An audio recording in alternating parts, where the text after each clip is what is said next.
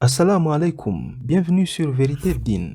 Une délégation de haut niveau du mouvement de résistance palestinienne était au Caire vendredi pour des pourparlers soutenus par l'Égypte, prétendument destinés à tenter de mettre fin à la guerre en cours à Gaza. C'est un plan de paix qui a été présenté par l'Égypte et qui comprendrait 3 étapes suivantes. La première étape consiste à mettre fin à l'agression d'Israël sur Gaza pendant 2 semaines, ainsi que la libération des otages et des prisonniers détenus par les 2 camps. La deuxième étape comprend des pourparlers nationaux entre Palestiniens, dont l'Égypte et le Qatar seraient médiateurs.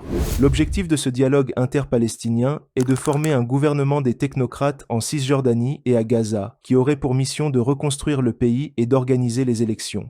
Enfin, la troisième étape consiste à mettre en place un cessez-le-feu global et la libération de tous les otages israéliens restants, ainsi que tous les prisonniers de guerre palestiniens qui sont détenus dans des prisons israéliennes.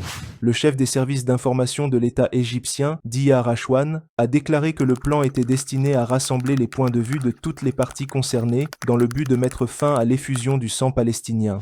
Mais ce plan de l'Égypte a été rejeté par le mouvement palestinien. Notre mouvement vise de toutes ses forces à mettre un terme complet et non temporaire à l'agression et au massacre de notre peuple, a déclaré un haut responsable du mouvement, faisant référence aux plus de 21 000 Palestiniens déjà tués au cours de 11 dernières semaines.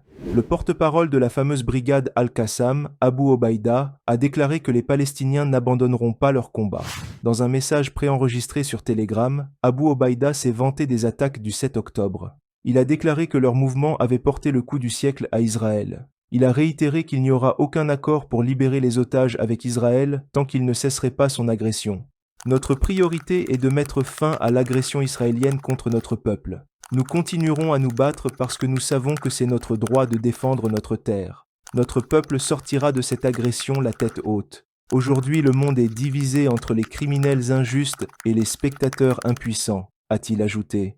D'une autre part, Netanyahou ne semble pas prêt à faire marche arrière, malgré les pressions internes et internationales. Nous allons élargir le combat dans les prochains jours et ce sera une longue bataille et elle n'est pas près d'être terminée, a-t-il déclaré devant les membres de son parti.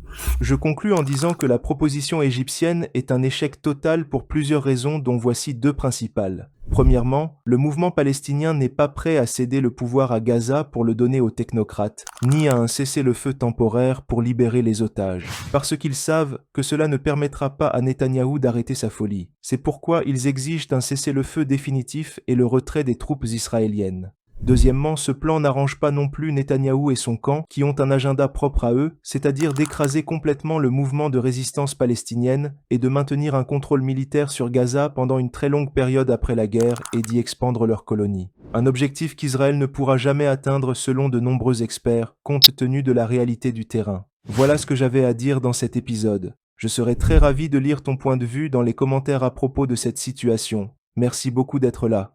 Assalamu alaikum.